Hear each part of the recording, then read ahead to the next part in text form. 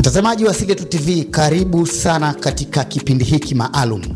Wanaita Asili Yetu TV Night Dreams Show. Hichi ni kipindi maalum ambacho kwa siku ya leo tunakifungua rasmi kwa ajili ya kukupasha habari au kukuhabarisha, lakini ni maalum kwa ajili ya event yetu ya msimu wa pili ambapo inakwenda kufanyika tarehe mosi ya mwezi wa 11 2025. Kwa hiyo karibu sana, ikiwa ni tarehe mosi ya Oktoba. Tunasema Oktoba ni mwezi ambao utakuwa una furaha sana, lakini pia utakuwa una huzuni, hususani mwishoni kulingana na mwaka huu tulionao. Siko peke yangu, ungana naye, naitwa Mzee wa Tatu, lakini pia niko naye Anko J.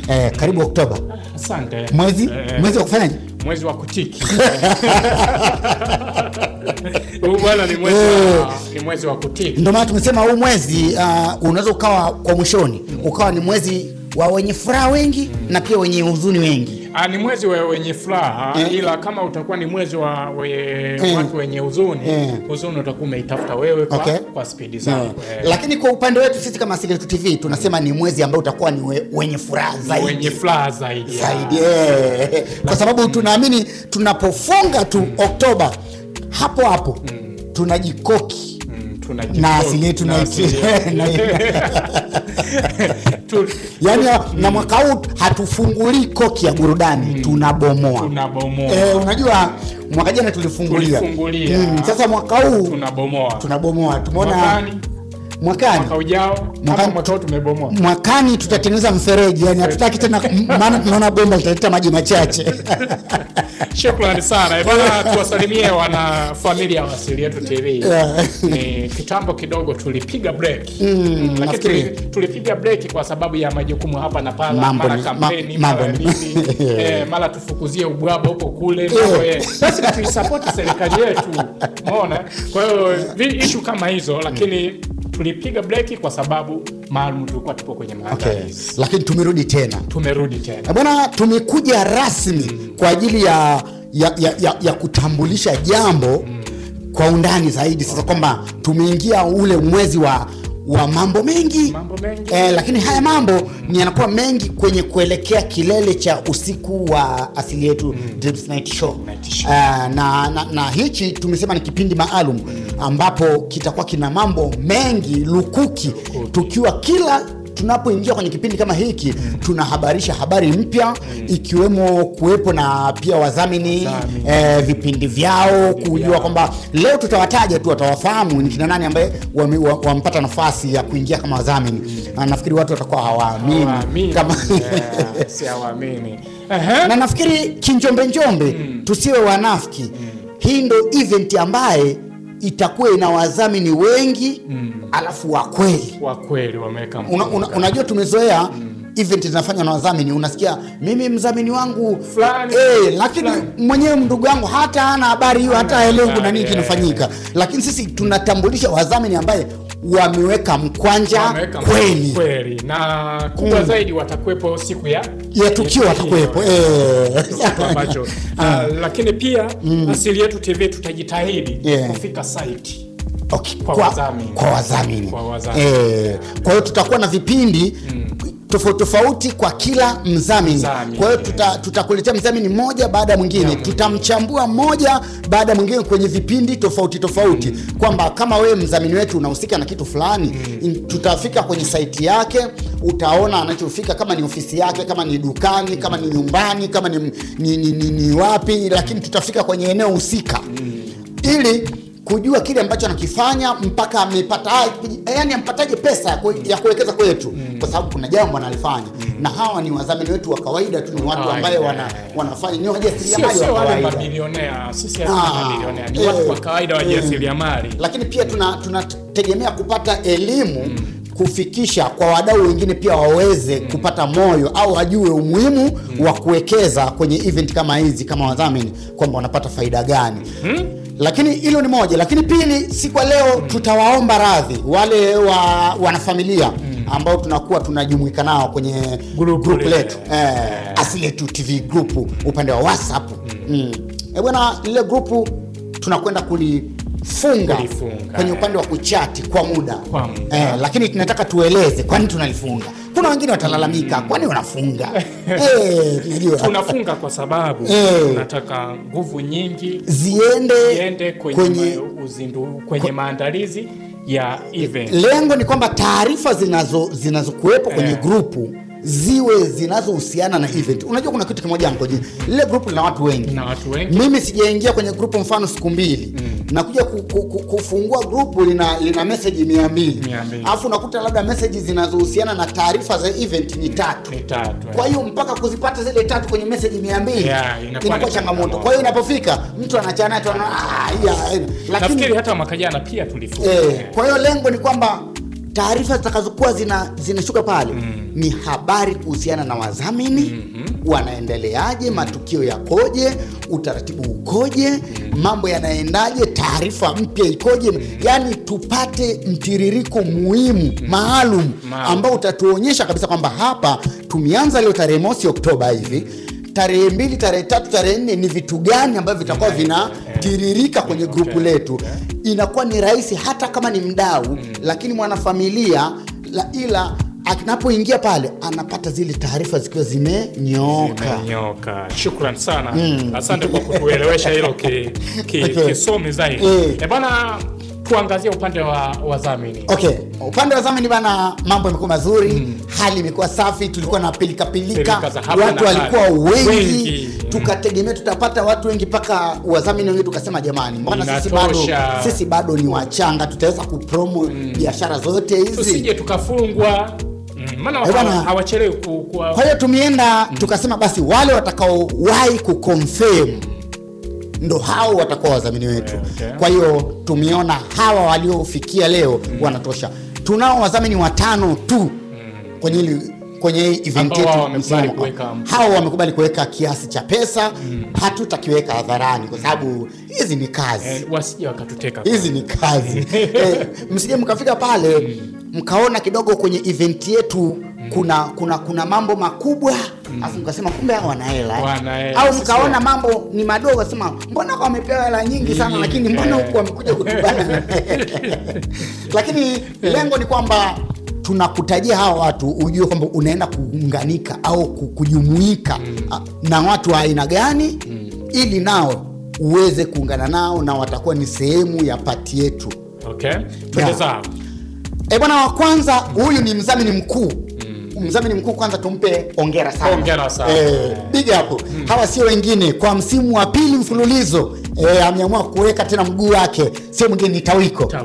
Kutoka pale makao makuu Dodoma. Sasa wengine wanaje Tawiko hawaelewi.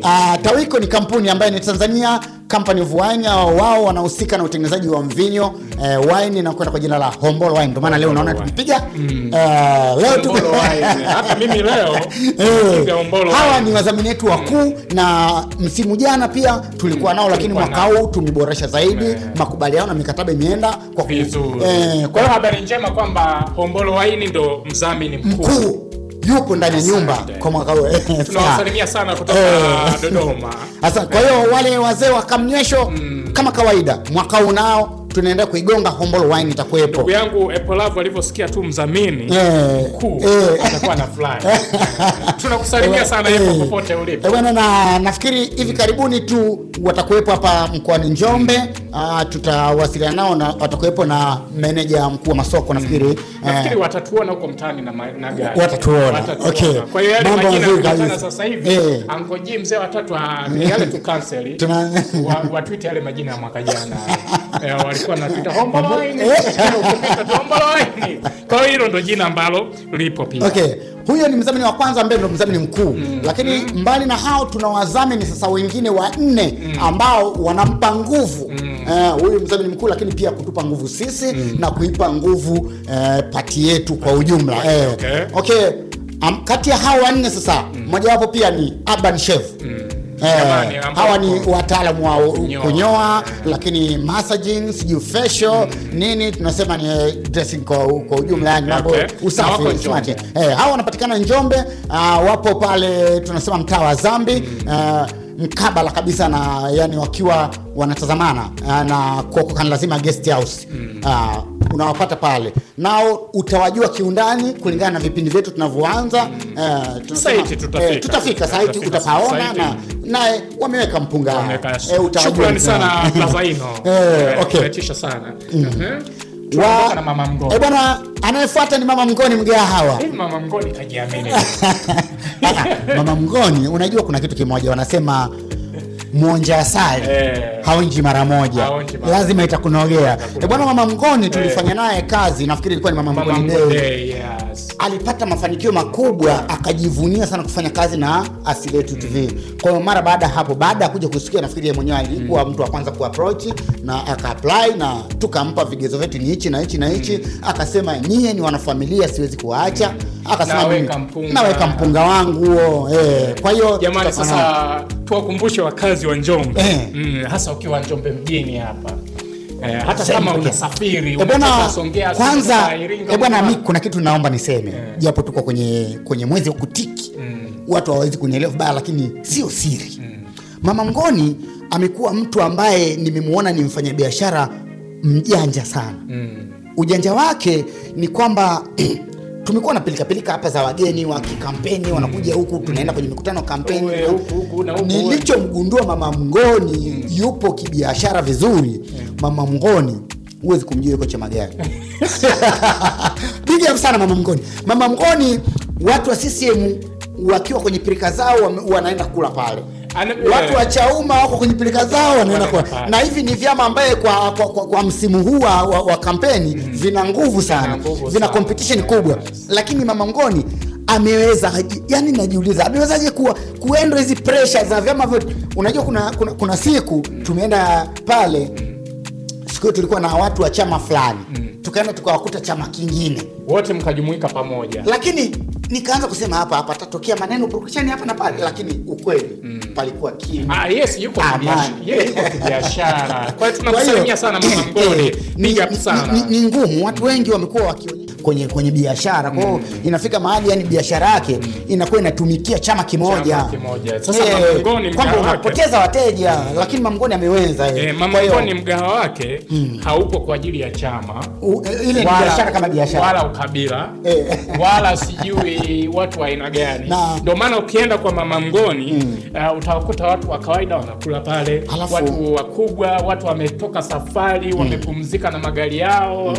Siku moja nimeenda pale nimekuta kuna Costa ilikuwa imetoka wapi, si wanaenda msibani si wapi, wakapaki gari, wakatafuta jamani mama Mngoni yuko sehemu gani, wakaenda kula. Lakini kitu ambacho tunampongeza mama Mngoni ni mazingira ya maandalizi ya chakula. Kwamba amekuwekea yako eneo la wazi. Uangalie maandalizi yanafanyikaje. Yani hamna chenga. Hicho kitu kwamba migawa mingi unakuta eneo la kuandalia chakula liko chobis. Hatujui uko chobi kuna nini? Tunakula chakula ambacho tunakiona. Unajua rangi ya sufuria ikoje? Sasa mama Mngoni unakiona hapo, anapokuambia subiri nikupashie unaona kabisa.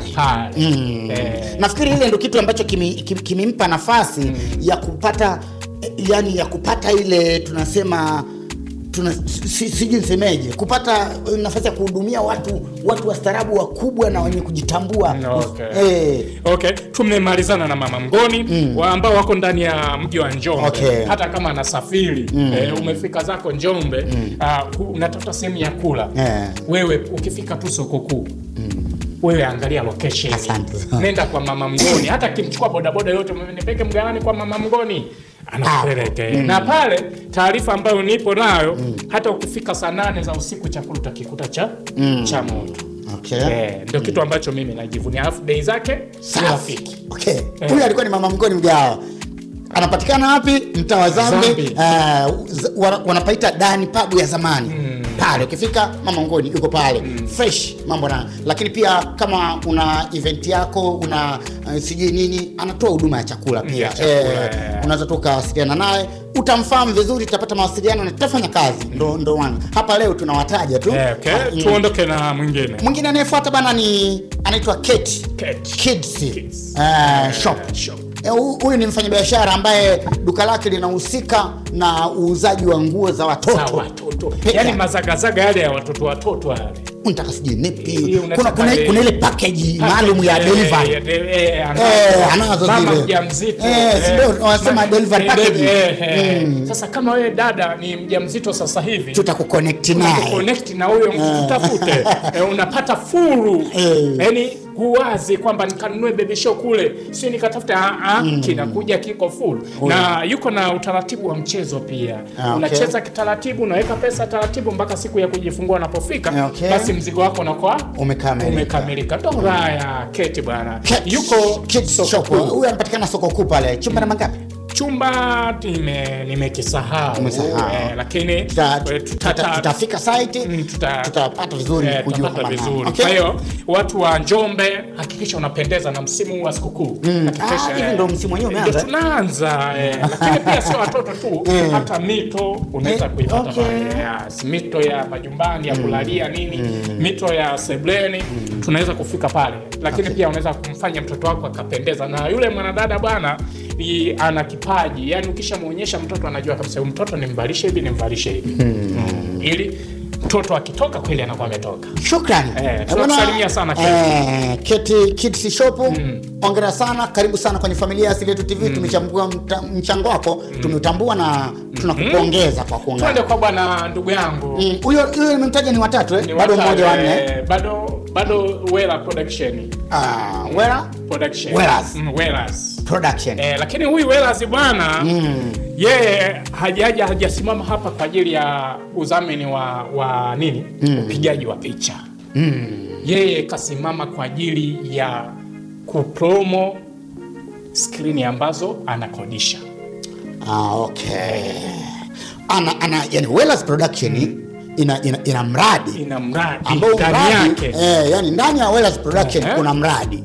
Ule mradi ni wa kukodesha screen kubwa kwa ajili ya matukio. Na zile screen amesema ni wireless. Hakuna haja manyaya. Alafu ni HD.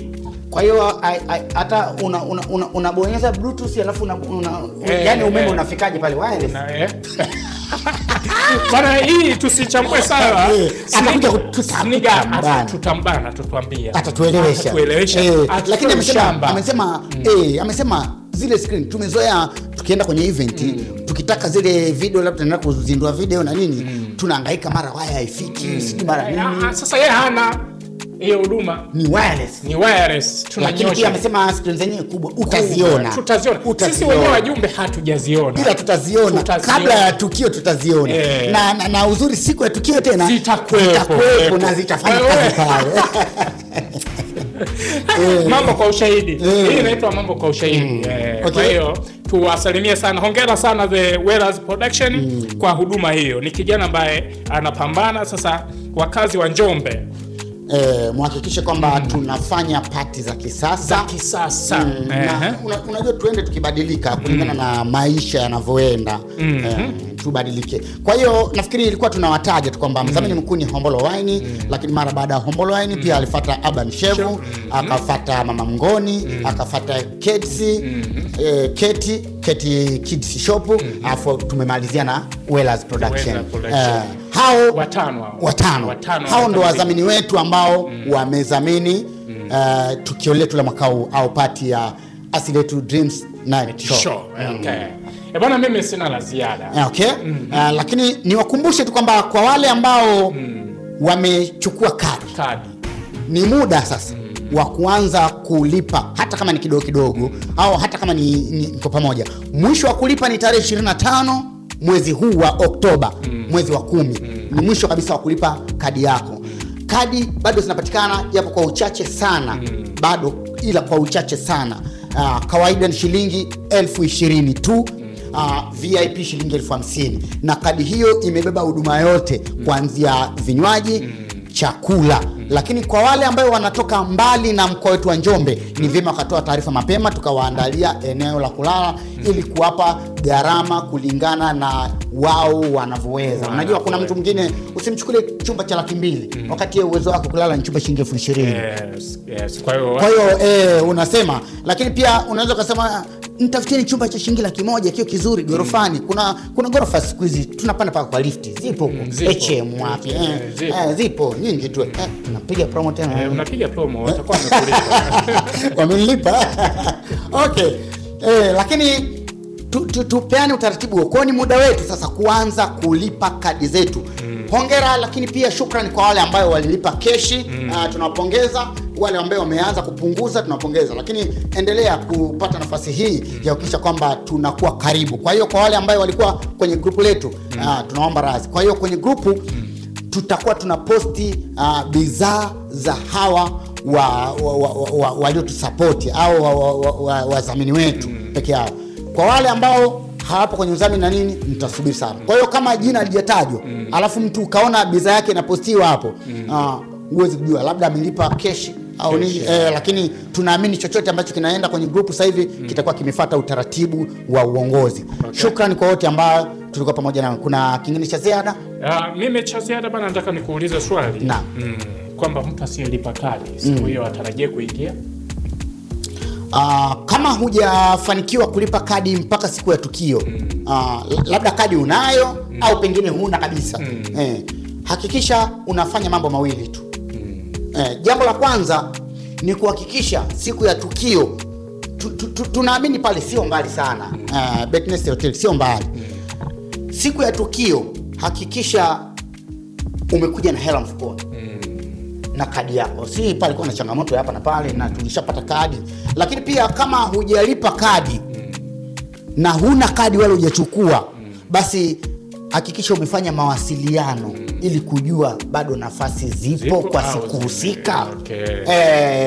Kwa sababu kama ulishachukua kadi nafasi yako inaweza kawepo, lakini hujailipia, basi hakikisha umelipia.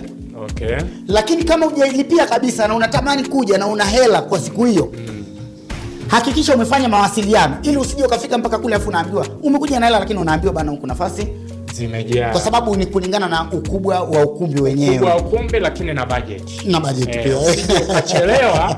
Lakini kwa wale ambao watakuwa hawajalipia, kuna wale wanatumiaga ushikaji, urafiki, undugu. Jamani, hii kadi ni kadi kama kadi zingine na zinachukuliwa na watu wote, haijalishi wewe ni rafiki, ni ndugu, ni nani, sawa. Lakini hii party inakutanisha watu wakubwa na ni party kubwa maalum. Wanasema hata kwenye msiba, ndugu pamoja na kwamba amefiwa huwa anatoa nini? Mchango. Yaani huwezi kusema mimi siwezi kutoa mchango aliyekufa ni kaka yangu. Haiwezekani. Haiwezekani. Kwa hiyo sasa kama kwenye msiba umefiwa na bado mchango unatoa, vipi leo kwenye sherehe ya kwenda kuenjoy? Kwa nini uje kuenjoy na pesa ya mtu? Kwa hiyo nakwambia tu kwa jina lingine au kwa lugha nyepesi, mambo yakikubana sana, umefeli kabisa, tunani tena mwakani na ile mwaka. Bwana, shukrani sana. Mimi naitwa Uncle G. Shukrani kwa kuwa pamoja nasi. Asante sana. Nikushukuru sana ambaye unaendelea kusubscribe channel yetu. Asante. Mimi naitwa Mzee wa Tatu, Mzee wa kuskani, na siku hiyo ndio tutakuwa naziskani zile kadi pale mlangoni. Mzee wa kuskani. Mzee wa kuskani. Tupiga suti gani? Siku hiyo ya orange ile wanione vizuri. Bwana, bye bye.